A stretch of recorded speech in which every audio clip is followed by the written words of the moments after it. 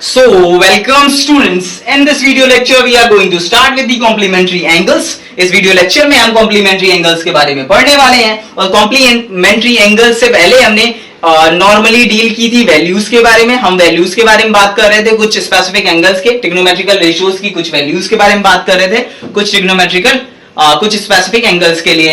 यहाँ पे इस वीडियो में हम कॉम्प्लीमेंट्री एंगल्स के बारे में बात करेंगे। तो जैसा ये वर्ड लिखा हुआ है complementary angles, the word is not new to us.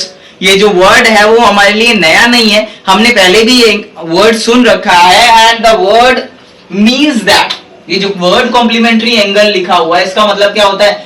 If we have two angles, angle A and angle B, the sum of those two angles are 90 degree.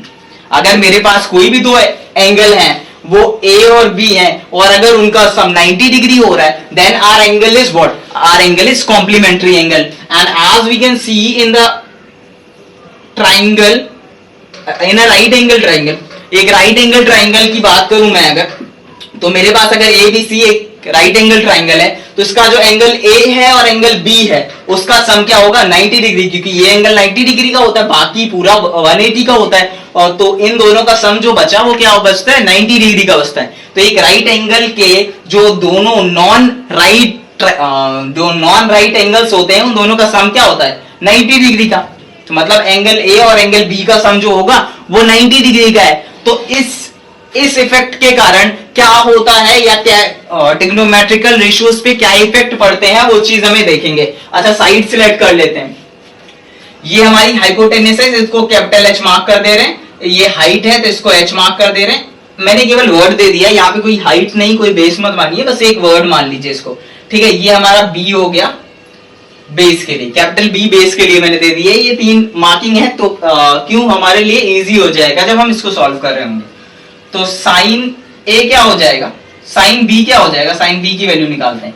तो साइन बी क्या हो जाएगा? साइन बी हो जाएगा h by capital H. Cos b क्या हो जाएगा? Cos b हो जाएगा हमारा that is b by capital H. Tan b क्या हो जाएगा? Tan b is what? Tan b हो जाएगा हमारा एच बाई बी। ठीक है, और उसके बाद ऐसे ही कॉट और इन सब चीजों की वैल्यूज भी हम देखने वाले। उसके बाद अगर मैं वैल्यूज करूं और साइन बी नहीं, साइन 90 माइनस बी निकालो, साइन 90 माइनस बी क्या हो जाएगा? साइन 90 माइनस बी का वैल्यू मतलब क्या हुआ? साइन 90 माइनस बी मतलब मैं इस एंगल की बात कर रहा हूं।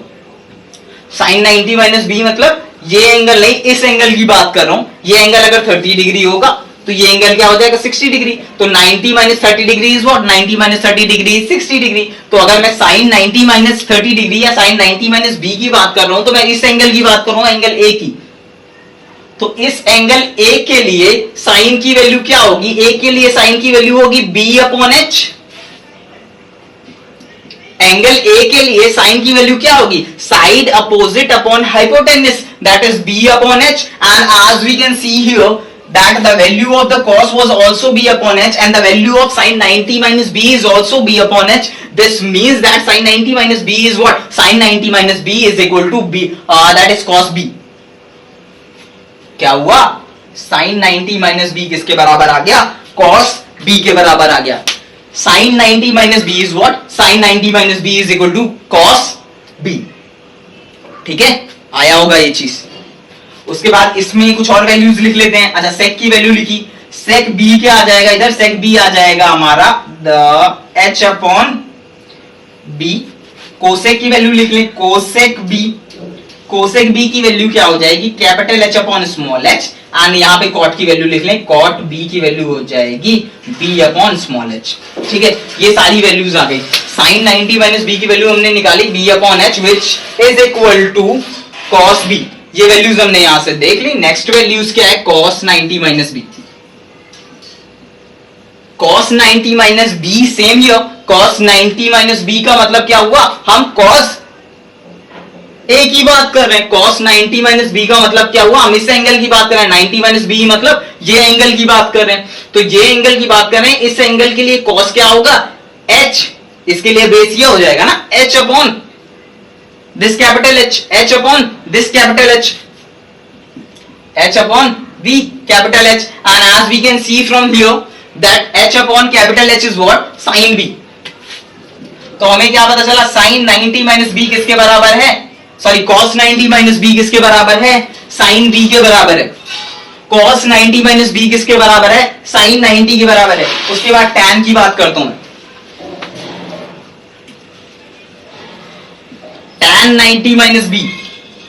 अच्छा फिर से वही चीज, वही concept, tan 90 minus b means I am not talking about this angle, I am talking about this angle. मैं इस एंगल की बात कर रहा हूं, और मैं इस एंगल की बात कर रहा हूं, तो इस एंगल के लिए tan क्या होगा, इस एंगल के लिए tan हो जाएगा, इसकी हाइट ये हो जाएगी, बेस ये हो जाएगा, इसके लिए tan हो जाएगा b upon h, and b upon h find कर लो, फाइंड कर लो, फाइंड कर लो। b अपॉन h किसकी वैल्यू है, cot की वैल्यू है, तो किसकी इक्वल है, cot b के इक्वल है। आया होगा, बहुत इजी से था ना ये।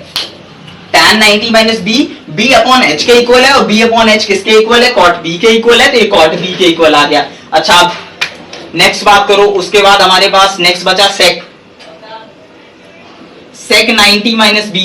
sec 90 माइनस बी इधर से फाइंड करो, sec 90 माइनस बी क्या आएगा, ये हो गया इस एंगल का sec, इस एंगल का sec मतलब सबसे पहले बेस होगा, और बेस सबसे पहले हाइपोटेनस होगा, हाइपोटेनस अपॉन बेस होगा, तो हाइपोटेनस अपॉन बेस, हाइपोटेनस और बेस क्या है, यहाँ पे बेस है h, तो h upon b is what, h upon b, h upon b, h upon b, h upon b, h upon b find करो। कैपिटल h अपॉन बी कहां पे दिख रहा है, capital h sorry capital h upon small h कहां दिख रहा है, हमें कोसेक में वैल्यू दिख रही है, तो ये किसके इक्वल है, कोसेक b के इक्वल है।